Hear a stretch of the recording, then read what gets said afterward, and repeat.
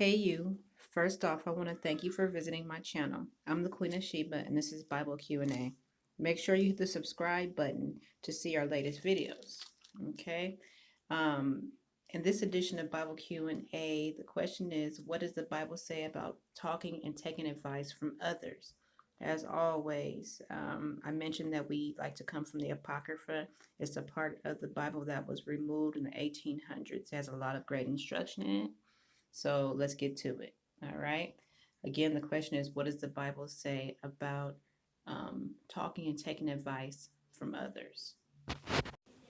For the first scriptures we're coming from is going to be Ecclesiasticus chapter 37, verses 7 through 9.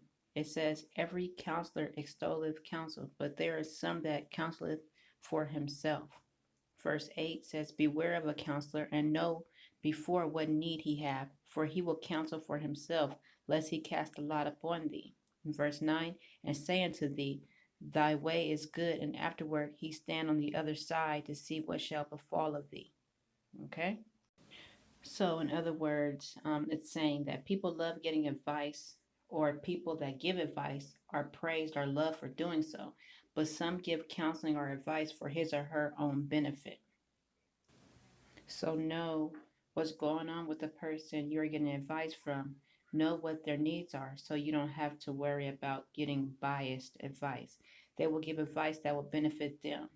He will say a lot and tell you that you are doing the right thing, but will watch and wait for the outcome to see you fall. So, a quick side note, I know of a story of someone who called a person to get advice about selling a car, right?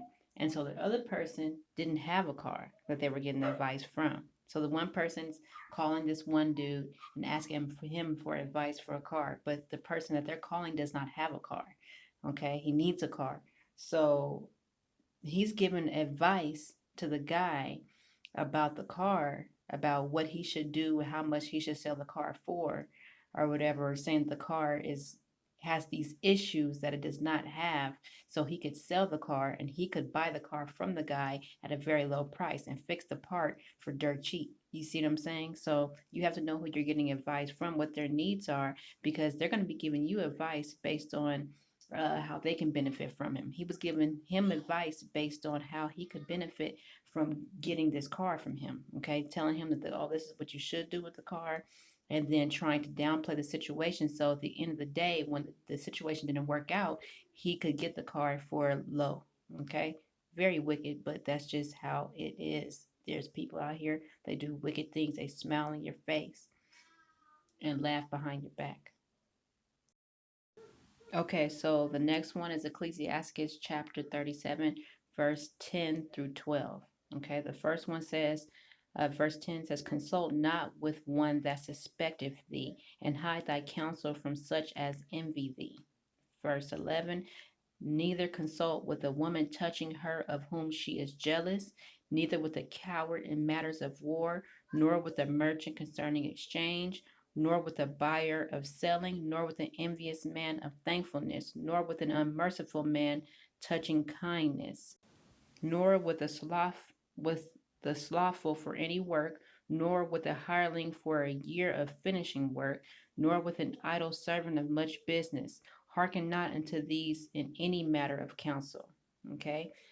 Verse 12, but be continually with a godly man, whom thou knowest to keep the commandments of the Lord, whose mind is according to thy mind, and will sorrow with thee if thou shalt miscarry.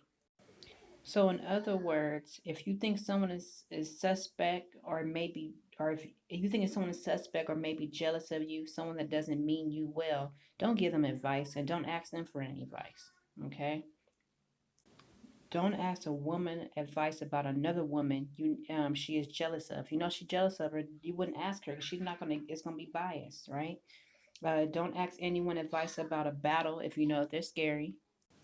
Don't ask someone that you are buying something from advice about buying the product, nor someone you are trying to sell anything to advice about selling a product. Okay. Um, don't ask anyone that is an envious person anything about being thankful. Don't ask someone that doesn't have any mercy anything about kindness. Okay. Don't ask anyone lazy advice about doing some work. If you're going to have a worker do a job for you, you wouldn't ask them about how long it should take or whatever for this job to be done. It's somewhere you should get a second opinion. Don't ask anyone anything that you know they're going to give you a biased answer. But continually ask a man of God for advice, one who keeps the commandments of God and thinks like you and will be empathetic if you make a bad move. Okay? Them is the ones you want to make sure that you consult with. Okay, so the next one is Ecclesiasticus chapter 37, verses 13 through 15. And it says, verse 13 says, "And let the counsel of thine own heart stand, for there is no man more faithful unto thee than it." Okay, for a man's mind is sometime wont to tell him more than 7 watchmen that sit above in an high tower. And above all, I'm sorry, this is verse 15. "And above all this, pray to the Most High, that he will direct thy way in truth." Okay. In other words, it's saying to take the advice of your own higher self, your own heart. Okay. No one is more faithful to you than you. Okay. Sometimes your mind knows more than many men, your third eye at least. But above all, pray to the Most High that the Most High guides you on your path. Okay. And finally, the last one says, Ecclesiasticus chapter 8, verse 17 says, "Consult not with a fool, for he could not keep counsel." It's basically saying not to give or take advice to a fool because he can't tell you anything. Okay.